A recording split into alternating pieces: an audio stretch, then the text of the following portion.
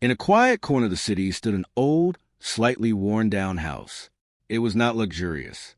It was not modern. It did not even look important. But every morning, something unusual happened there.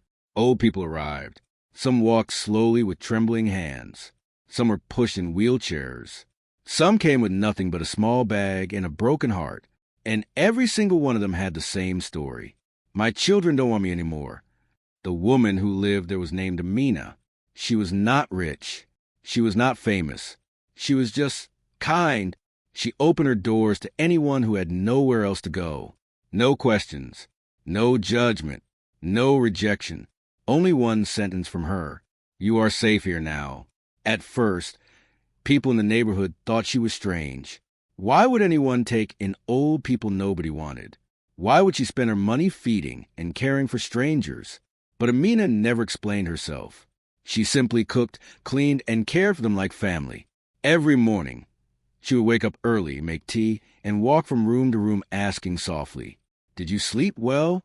And for the first time in years, many of them said yes. Among the residents was an old man named Mr. Hamid. He used to be a school principal. He had educated hundreds of children, but his own children had abandoned him. Another was Mrs. Shazia, who once owned a small business. Her sons took everything from her and left her with nothing. There was also Mr. Kareem, a retired army officer who had served his country with pride. Now, he couldn't even afford his own medicine. Each of them had been thrown away like they meant nothing. But in Amina's house, they were treated like everything.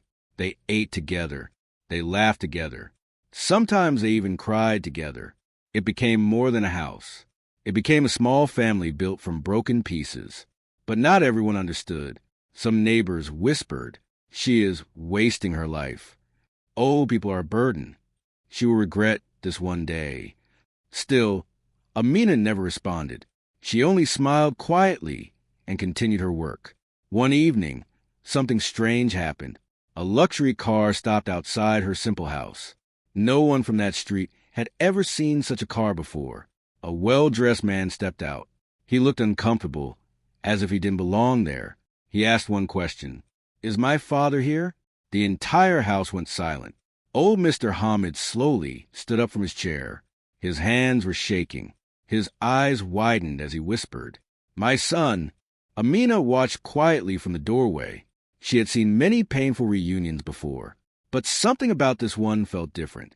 Something deeper, something heavier. The man did not rush to hug his father. He did not smile. Instead, he said something that froze everyone in the room. "I came to take him back because I need him for something important." The air changed instantly. The warmth in the room disappeared. Even Amina's calm expression tightened slightly. Mr. Hamid's voice trembled. "You didn't come for me. You came for a reason." And at that moment, no one knew it yet, but this single visit was going to uncover a truth so painful that it would change every person in that house forever. The room stayed silent after the man's words echoed through the house. "I came to take him back because I need him for something important." Mr. Hamid stood frozen, his frail body trembling as if the floor beneath him had disappeared. Amina slowly stepped forward, her voice calm but firm. "Important or convenient?" The man avoided her eyes for a moment, then looked at his father again. "I didn't come here for emotions. I came because I have no other choice." Mr. Hamid's lips quivered. "After so many years, you finally came, and this is how you speak to me." The son clenched his jaw. "You don't understand. My company is collapsing. The banks are demanding guarantees. I need your signature and your pension records. You can help me fix everything." A heavy silence fell again. Even the other elderly residents stopped moving. Mrs. Shazia whispered under her breath, "So, he didn't come for his father. He came for money." Mr. Hamid laughed softly, but it was not a happy sound. It was broken. "I taught you how to walk, how to read, how to stand on your own feet." He took a shaky step forward. "And now you come to use what little is left of me?" The son looked irritated now. "I didn't abandon you for fun. I had responsibilities. My life didn't stop just because you grew old." Amina's eyes sharpened. And your father stopped being your responsibility just because he grew old? The son didn't answer. A small boy from the neighborhood, who often visited Amina's house, stood at the doorway watching everything quietly. He whispered, "Why is the sun so cold?" Amina gently placed a hand on his shoulder. "Because sometimes people forget where love begins." Inside the house, Mr. Hamid slowly sat back down. His voice cracked. "So this is why I'm here? Not as your father, but as your resource." The son hesitated for a moment. Then he said something worse. "If you refuse, I will lose everything." That sentence broke something inside the room. Mrs. Shazia stood up angrily. "So your father must lose everything so you can keep yours?" Mr. Kareem added softly, "We gave our lives to children, and now we are tools in their crisis." Amina raised her hand gently, asking for silence. She looked at the son carefully. "Let me ask you something." Her voice was calm, but heavy. "When your father fed you, protected you, and sacrificed you, did he ever say it was a burden?" The son stayed quiet. Amina continued, "But now when he is weak, you call him a solution to your problems." She took a step closer. "That is not a crisis in your life. That is a crisis in your heart." The son's voice lowered. "I didn't come here to be judged." Amina replied instantly, "No, you came here to take. But you forgot something important." She turned slightly, looking at all the elderly people in the room. "They are not leftovers of life." A faint sound of emotion filled the room. Someone was crying quietly in the corner. The son suddenly pulled out papers from his bag. "I just need his signature. After that, I'll arrange everything for him. Better care, better place." Mr. Hamid interrupted him. "I already have a better place." He looked around the house. "For the first time in my life, I am not unwanted." The son froze. That sentence hit harder than anything else. Amina stepped forward again, her tone softer now. "Do you know why they are here?" She gestured around the house. "Because every one of them was treated like a burden elsewhere." She paused. "And here, they learn they are still human." The son's eyes flickered for the first time. Confusion, guilt, something he had buried long ago. But then, something unexpected happened. A phone rang in his pocket. He answered quickly. His face changed instantly. The call was short, but when it ended, his hands were shaking. He whispered, "The bank, they've already taken everything." Silence again, even heavier this time. Amina looked at him carefully. "So you came here expecting your father to save you?" She shook her head slowly. "But you forgot. He was already saving people here." Mr. Hamid stood up again. But this time his voice was steady. "For years, I waited for you to come back as my son." He took a deep breath. "But you came back as a stranger." The son lowered his head. For the first time, he had nothing to say. No argument. No excuse. Just silence. And in that silence, Amina realized something. This was not just about one broken family. This was about every broken child who forgot their parents, and every forgotten parent waiting for a love that might never return. But what no one in the room knew yet was that this moment was only the beginning, because Amina's past was about to connect with all of them in a way that would change everything. The silence in the house did not end even after the son lowered his head. It felt like the air itself had become heavier, as if every word spoken had settled into the walls. Amina stood still for a moment, looking at everyone, not just the son, but every elderly person in the room. Then she quietly said, "Sometimes pain brings people to the same place, even if their stories are different." Mr. Hamid slowly sat back down, exhausted from emotion. Mrs. Shazia wiped her tears but said nothing. Mr. Kareem stared at the floor, lost in memories he never spoke about. And the son still stood near the doorway, unsure if he should stay or leave. Amina walked toward the center of the room. For the first time, her calm expression carried something deeper. Not sadness, not anger, something heavier, like a memory she had carried for a very long time. She spoke softly. "You all think this house belongs to me." She paused. "But the truth is, I didn't build it alone." Everyone looked at her. Even the son lifted his head slightly. Amina continued. Years ago, I used to work in a hospital. The room stayed quiet. I saw things no one wanted to see. Old people left alone after surgery. Patients discharged because their families refused to take them back. And rooms filled with silence where families should have been. Her voice became lower. One night, I stayed late after my shift ended. She looked at Mr. Hamid.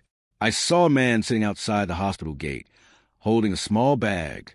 Mr. Hamid's eyes widened slightly. Amina nodded gently. Yes, it was you. A shock ran through the room. The son looked confused. Mr. Hamid slowly raised his head. You remember that night? Amina nodded. I remember everything. Her voice softened. You were discharged. No one came to pick you up. You waited until the lights in the hospital turned off. She paused. And you still didn't leave? Mr. Hamid's eyes filled with tears. I didn't know where to go. Amina continued. And I was the nurse who stayed behind. She looked at everyone. I couldn't forget what I saw that night. So she started visiting more hospitals, then old age homes, then streets. People who were abandoned quietly disappeared from systems that were supposed to care for them. Her voice grew stronger. And every time I found someone left behind, she gestured around the room. I brought them here. The son finally spoke. So this house is not just a home? Amina looked at him. No. Her answer was simple. It is a promise. A silence followed. Even the wind outside felt still. Mrs. Shazia whispered, a promise. Amina nodded. A promise that no one should end their life feeling unwanted. Mr. Kareem finally spoke. But why do this alone? Amina smiled faintly. I wasn't alone. She looked at each elderly person. You built it too. She pointed to Mr. Hamid. You told me where others were being left. She pointed to Mrs. Shazia. You helped me care for those who were sick. She pointed to Mr. Kareem. You protected this place when it was unsafe. The room suddenly felt different. It wasn't just a house anymore. It was something built from broken trust, turned into something whole. But then Amina turned toward the son. And now you are here. Her tone changed slightly. Not by accident. The son frowned. What do you mean? Amina took a slow breath. Your father is not the only one I know from your past. The room stiffened. Mr. Hamid looked confused. The son's expression changed instantly. What are you talking about? Amina stepped closer. Years ago, when I worked at the hospital, I treated a man after a severe accident. She paused. He kept calling for his son the entire night. The son's breathing slowed. Amina continued. But the son never came. Silence. Heavy silence. Amina looked directly at him now. And when I finally saw you today, her voice softened. I recognized you. The son stepped back slightly. That's not possible. Amina nodded slowly. It is. The room felt like it had stopped breathing. Even Mr. Hamid was frozen now. Amina's voice became calm again. This house is not just a shelter for the abandoned. She looked around. It is also a place where truth eventually returns. And in that moment, the son realized something terrifying. This was not just a visit. It was a confrontation with everything he had tried to forget. But what none of them knew yet was that the deepest truth was still waiting to be revealed. A truth connected to Amina herself, and why she never asked for anything in return. The room felt different now. Not calm, not chaotic, just heavy, like something invisible was pressing down on every heart inside it. The son stood frozen, staring at Amina as if trying to find a flaw in her words. Something he could deny, something he could escape. But there was none. Mr. Hamid finally spoke, his voice weak but steady. You said you knew my son before today. Amina nodded slowly, but not in the way you think. She paused. I didn't know him as a stranger. She looked at him directly. I knew him as someone I once tried to save. The son's throat tightened. That's not true. But his voice lacked strength now. Even he could feel something slipping out of his control. Amina turned slightly, walking toward a small wooden shelf in the corner of the house. It was simple, old, covered with files, notebooks, and small boxes labeled with names. She picked up a worn-out file and held it carefully. "This house doesn't run on money," she said softly. "It runs on records of people who have forgotten." She opened the file. Inside were handwritten notes, hospital reports, discharge papers, and photographs of elderly patients, each one carefully documented. Amina continued, "Every person here has a story that was almost erased." She looked at Mr. Hamid. "Your story was one of them." Then she looked at Mrs. Shazia. "So was yours." Then Mr. Kareem. "And yours too." The son stepped forward slightly. "What are you trying to prove?"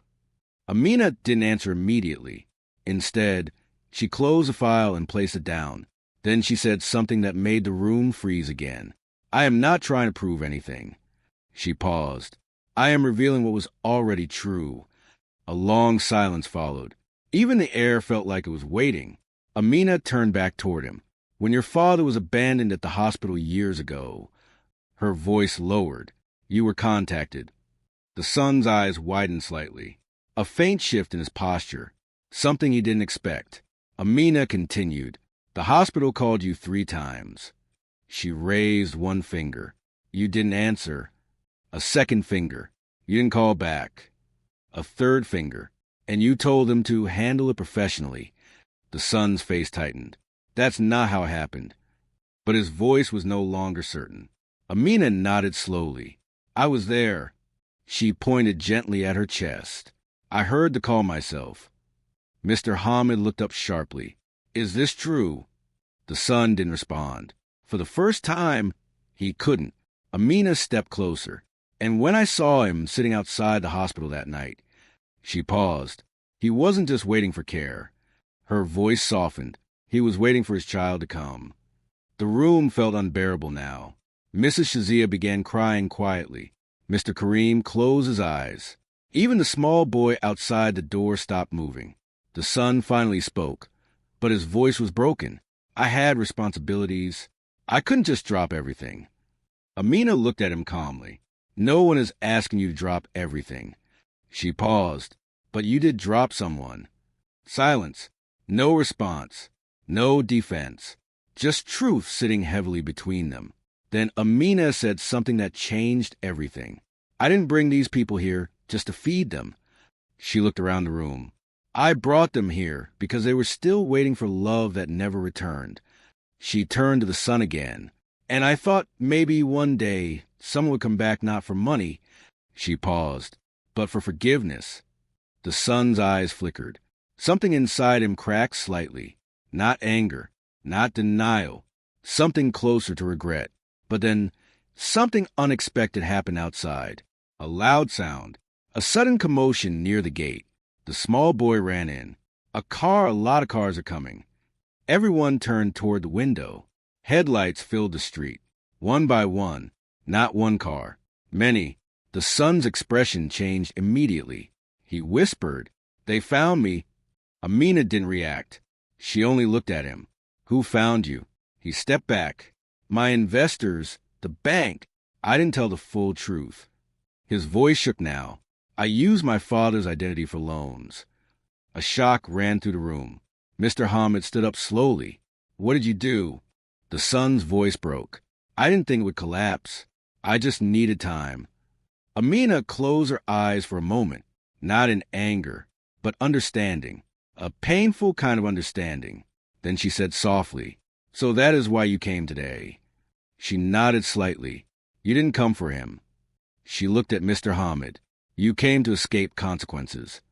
The son didn't deny it. He couldn't. The sound of footsteps approached outside. The situation was closing in. But inside the house, something even more important was breaking open. Amina turned to everyone. "Listen carefully." Her voice became steady again. "This moment is not about punishment." She paused.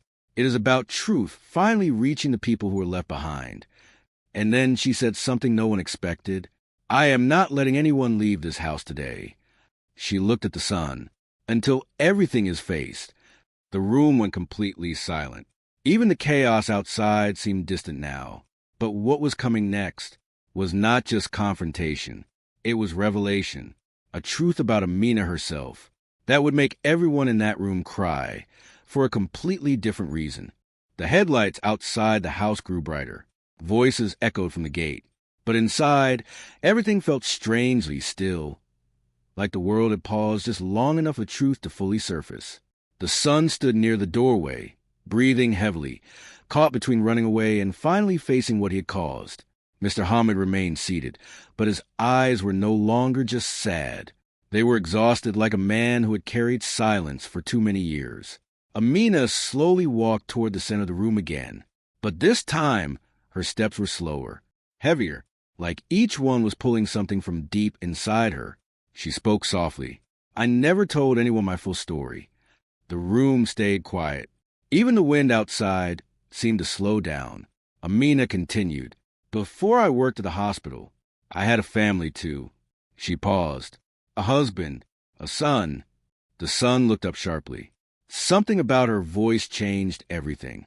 Not just emotional, personal. Amina's eyes lowered. One day my husband got sick. Her voice broke slightly. I spent every night at the hospital trying to save him. Mr. Kareem closed his eyes. Mrs. Shazia clasped her hands together tightly. Even Mr. Hamid leaned forward, listening carefully. Amina continued. My son was young at the time. She paused, and I thought I was doing the right thing by working more, earning more, trying harder. Her voice cracked slightly. But while I was saving strangers, she stopped. My own child fell alone. Silence fell so deeply it felt like a weight in the room. Amina whispered, and one day I came home and he was gone. The room froze. No one moved. No one breathed. The son in the doorway stepped forward slightly. What do you mean gone? Amina looked at him, not angrily, not emotionally, just truthfully. He left because he thought I chose the world over him. Her eyes filled with tears, but she didn't wipe them away. And I never got the chance to explain. The room began to change. This wasn't just about abandoned parents anymore. It was about abandoned hearts on both sides. Amina turned toward Mr. Hamid. When I saw you sitting outside that hospital years ago, she paused. I saw my own pain reflected in you. Her voice softened. That's why I couldn't walk away. She gestured around the house. This place was never charity. She paused. It was my apology to life. A tear finally slipped down Mr. Hamid's face. Mrs. Shazia covered her mouth, crying silently. Even Mr. Kareem's shoulders shook slightly. The son spoke again, but this time differently. Your son, did you ever find him? Amina shook her head slowly. No. A pause. But I kept searching in other ways. She looked around the room. In every abandoned parent, I saw what I lost. The silence deepened. Even the sound of cars outside had faded. Then something unexpected happened. Mr. Hamid stood up slowly. His voice was weak but steady. I understand something now. He looked at Amina. You didn't just save us. He paused. You were trying to save yourself too. Amina closed her eyes for a moment. A tear finally fell. The son suddenly spoke, his voice breaking. I didn't come here to hurt him. He pointed toward his father. I didn't know how to fix anything anymore. Mr. Hamid looked at him for a long moment, then slowly walked toward him. The son stiffened. But instead of anger, Mr. Hamid raised his hand and placed it gently on his son's shoulder. I didn't come here to punish you either, he said quietly. I just waited too long for you to remember I was human. The son broke. Right there, like something inside him finally collapsed. He knelt down and cried, not as a businessman, not as a failure, but as a son who finally understood too late. Amina turned away for a moment, unable to hold her emotions back anymore. Then she said something softly. This is what I feared most. She paused. Not anger, but realization. The room was full of tears now, not just sadness, but understanding. Outside, the commotion slowly stopped. No arrests, no chaos, just silence, because something more important had happened inside that house.